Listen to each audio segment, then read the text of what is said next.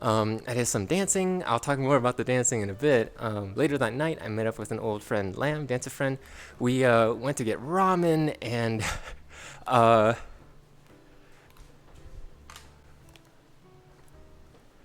we went to get ramen, and let's see, let's see. My therapist has been on strike for I think like 3 weeks now. My therapist has been on strike for 3 weeks. Um, so and it's been like 2, 3, 4 months since I last saw them. And every time I go see them, right, it's like super super helpful because like I got all these like amazing anger issues, and also depression and anxiety and whatnot. I write a ton of songs about them. That's where they all go. Well, that's not where they all go. Some of it comes out like in here and like just in day to day life. And I feel sorry because like Bill Burr. Let me tell you Bill Burr's story instead of my own because it's too embarrassing to talk about my own.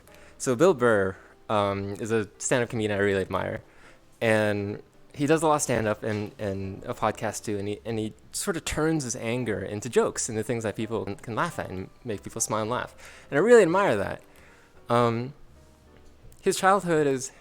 I drew some similarities from his childhood to mine. He was also abused as a kid. Um, And as a kid, he lived with a lot of fear as a child, fear of his parents, right? Fear of getting beaten or just abused and just mentally, emotionally, physically destroyed, right?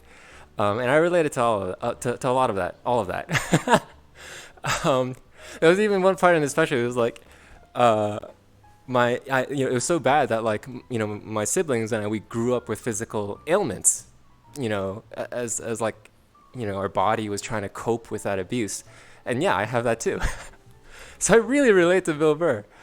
And he has a daughter now, and his whole like goal and purpose in his life, I could say, just generalizing, is like to not pass that curse down, right? So like, but there's only so much we could do, right? We're only human. There's only so much we could do to like filter down that curse. We can't get rid of it completely. I don't think. I want to try. I want to keep trying to do that, but it's hard. I got to acknowledge it's hard to completely get rid of that curse. So it's sort of like you filter it, right? It's like these iterations. You try to get better and better as the generations go on. So like if my parents gave me this big old, so okay, I'll talk about Bill again. So Bill, the big thing was like Bill's dad or all his siblings and himself, he was afraid of his parents or his father in his case, right? Every time the dad would come home, they were like, "Oh shit! Like dad's coming home. Like we gotta like get the fuck out of here, or like we're about to get beat, or something like that." So him having a daughter now, he's um, like the least I could do is like make my children not afraid of me, right? He still flips out, right? Like he'll be in the kitchen, the kids will be in the living room, and and he'll fucking like flip out over this fucking toaster, right? Like not fucking working. He get a work call on a weekend or something, right? His phone, and then the phone is not fucking working. He'll go motherfucking fuck shit, cunt, right? Sound familiar? That's exactly what I do. Um, so he at least tries to like not direct that anger at his kids, right? And just pass the curse. He still has that anger, but he tries to like yell at the phone instead. And I really relate to that too. Um, like there's just little triggers that I have just from like surviving my childhood.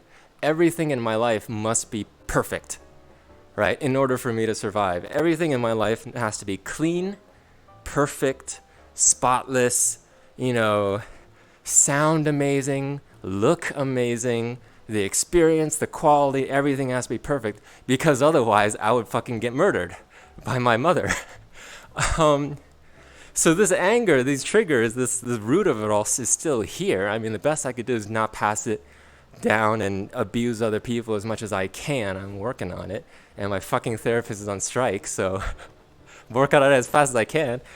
Um, so man, just every fucking time my goddamn roommates make noise when I'm on mic, when I'm singing, when I'm trying to do stand up. I guess those are the only two times I have my mic on. But yeah, oh my god, it fucking pisses me off. Dirty dishes. I talked about dirty dishes before, right?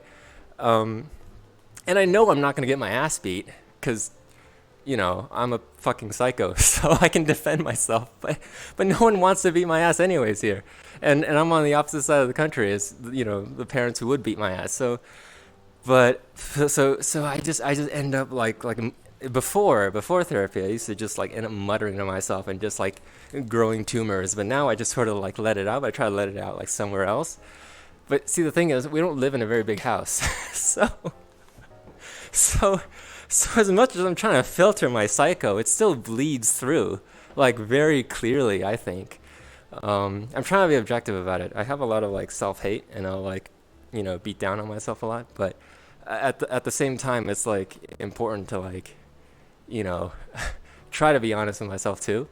So anyways, that whole tangent was me getting pissed off because my roommate was just now, as I was starting this little stand up thing, making fucking noise again. So now that I turned it into a little story, I feel better now. So going back to ramen, let me get something to drink. Hello.